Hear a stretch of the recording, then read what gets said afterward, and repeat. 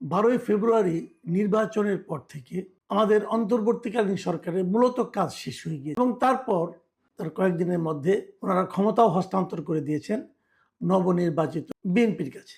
এবং বিএনপি তার এর মধ্যে তাদের মন্ত্রিসভা গঠন করেছে, প্রধানমন্ত্রী হয়েছেন, অন্যান্য মন্ত্রীদের দপ্তর বন্টন হয়েছে এবং তারপরেও প্রায় 2 সপ্তাহ কিন্তু প্রধান উপদেষ্টা, অন্তর্বর্তীকালীন সরকারের প্রধান উপদেষ্টা ডক্টর মোহাম্মদ ইউনূস সরকারি ওনার যে সরকারি বাসভবন ছিল যমুনা, ওখানে অবস্থান করেছেন এবং গতকালকে সেখান থেকে উনি গুলশানের বাসভবনে চলে গেছেন। যতদিন পেরেছেন থেকেছেন সরকারি বাসভবন। এই যে গেলেন, যাওয়ার পর থেকে ডক্টর মোহাম্মদ ইউনূসের স্ট্যাটাসটা কি দাঁড়াবে? এখন উনি কি? এখন কি উনি সাধারণ মানুষ? যে কোনো সাধারণ মানুষ না, উনি এখন যে কোনো মানুষ নন। উনি আগে গ্রামীণ ব্যাংকের যখন এমডি ছিলেন, অথবা গ্রামীণের লোক হিসেবে যখন গ্রামীণ ফাউন্ডেশনের লোক ছিলেন, অথবা গ্রামীণ টেলিকমের চেয়ারম্যান অথবা অন্য কিছু ছিলেন, তখন উনি যে মাপের লোক ছিলেন, ওনাকে সরকার যে পরিমাণ নিরাপত্তা দিত, আসলে কিন্তু বর্তমানে নিরাপত্তার কোনো তুলনা হয় অনুযায়ী উনি এখন রাষ্ট্রের অতি গুরুত্বপূর্ণ এবং এই গুরুত্বপূর্ণ ব্যক্তি হিসাবে ওনাকে বিবেচনা করা হবে। দায়িত্ব ত্যাগের পরবর্তী এক বছর উনি রাষ্ট্রের অতি গুরুত্বপূর্ণ ব্যক্তি থাকবে। তো আপনারা হয়তো বলবেন থাকবেন, এটা নিয়ে আলোচনার কি আছে? না,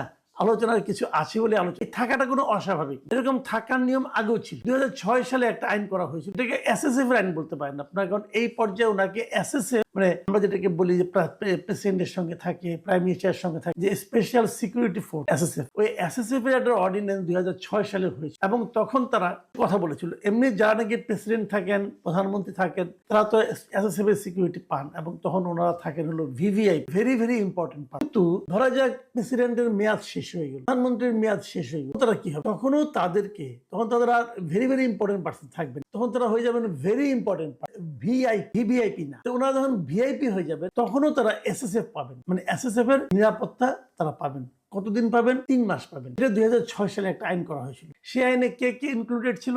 সেই আইনে ইনক্লুডেড ছিল রাষ্ট্রপতি, প্রধানমন্ত্রী এবং তখন কিন্তু তত্ত্বাবধায়ক সরকারের ব্যাপারটা তখনও ছিল 2006 সালে, এবং তত্ত্বাবধায়ক সরকারের যিনি প্রধান উপদেষ্টা হবেন, এই 3 জন তার যে সরকারি দায়িত্ব, যে পদ, সেই পদের কাজ শেষ হয়ে যাওয়ার পরেও পরবর্তী 3 মাস তারা ভেরি ইম্পর্টেন্ট পার্সন হিসাবে, মানে অতি গুরুত্বপূর্ণ ব্যক্তি হিসাবে সরকারের কাছে বিবেচিত হবে, রাষ্ট্রের কাছে বিবেচিত হবে। রাষ্ট্র এদেরকে পরবর্তী 3 মাস এসএসএফ সহ এবং অন্যান্য নিরাপত্তা সুযোগ সুবিধা দেবে, আরো একজনকে দেবে। সেই জনটা হলো যে জাতীয় সংসদে তিনি বিরোধী দলের নেতা হবে। সেই বিরোধী দলের নেতা যখন নাকি নতুন তত্ত্বাবধায়ক সরকার দায়িত্ব গ্রহণ করবে, যেদিন থেকে নতুন তত্ত্বাবধায়ক সরকার দায়িত্ব গ্রহণ করবে, সেই দিন থেকে, তখন তার সংসদ থাকবে না, সেই দিন থেকে পরবর্তী 3 মাস পর্যন্ত ওই বিরোধী দলের নেতা যিনি থাকবেন, তিনিও ভেরি ইম্পর্টেন্ট পার্সন হিসাবে, মানে অতি গুরুত্বপূর্ণ ব্যক্তি হিসাবে রাষ্ট্রের কাছে বিবেচিত হবেন এবং রাষ্ট্র তাদেরকে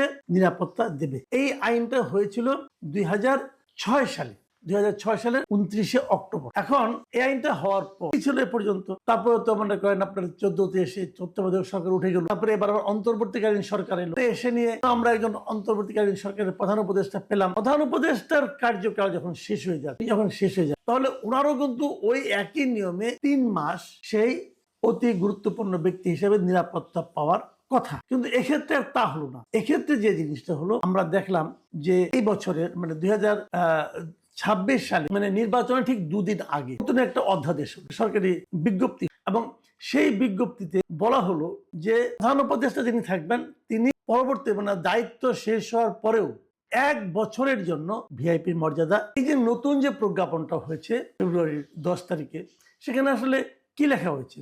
সেখানে লেখা হয়েছে যে অন্তর্বর্তীকালীন সরকারের প্রধান উপদেষ্টা ডক্টর মোহাম্মদ ইউনূসকে তাহার দায়িত্ব হস্তান্তরের তারিখ হইতে 1 বছরের জন্য গুরুত্বপূর্ণ ব্যক্তি হিসেবে এই সরকার ঘোষণা করলো এবং এটা অবিলম্বে কার্যকর হবে। রাষ্ট্রপতির আদেশ ক্রমে মোহাম্মদ সাইফুল্লাহ পান্না এটা কে করলো? রাষ্ট্রপতি করলো, দিল রাষ্ট্রপতি। হয়তো প্রশ্ন করবেন যে দিন কয়েক আগে রাষ্ট্রপতি তো মানে খুব দুঃখ করে একটা ইন্টারভিউ বললেন যে তাকে কিভাবে ডক্টর ইউনূস পদে পদে অপমান করেছে, তিনি বলেছেন। তো তার মানে রাষ্ট্রপতির সঙ্গে ডক্টর ইউনূসের সম্পর্ক মোটেই ভালো ছিল না। তারপরেও রাষ্ট্রপতি এই ধরনের একটা আদেশ দিল, তার জন্য এত ভালো কিছু করলো। বিষয়টা আসলে এরকম না কেন আমি বলি, বাংলাদেশের সবকিছুই রাষ্ট্রপতির আদেশ ক্রমে হয়। আমার তো মাঝে মাঝে মনে হয় যদি রাষ্ট্রপতিকে কোনো কারণে সরে যেতে হয়, তখন হয়তো বলা হবে রাষ্ট্রপতির আদেশ ক্রমে ওনাকে সরিয়ে দেওয়া হলো। এটা একটা ফেজ মাত্র, এটা একটা মানে বলা হয়ে থাকে। আসলে হয়তো অনেক কিছু রাষ্ট্রপতি জানেনও না। এই যে রাষ্ট্রপতির ওখান থেকে যে আপনার রাষ্ট্রপতির অভিযোগ করেছে যে ওনার ওখান থেকে যে মিডিয়া এই যে সেলটা ছিল ওটা সরিয়ে নেওয়া হয়েছে, আদেশে নেওয়া হয়ে থাকে, বলা হবে ওখানেও রাষ্ট্রপতির আদেশ। রাষ্ট্রপতি অনেক কিছু জানেন না, কিন্তু ওনার আদেশক্রমে সবকিছু হয়। এবং বাংলাদেশের সংবিধান অনেকটা এরকমই, যে রাষ্ট্রপতি যা কিছু করে মন্ত্রী পরামর্শক্রমে করে।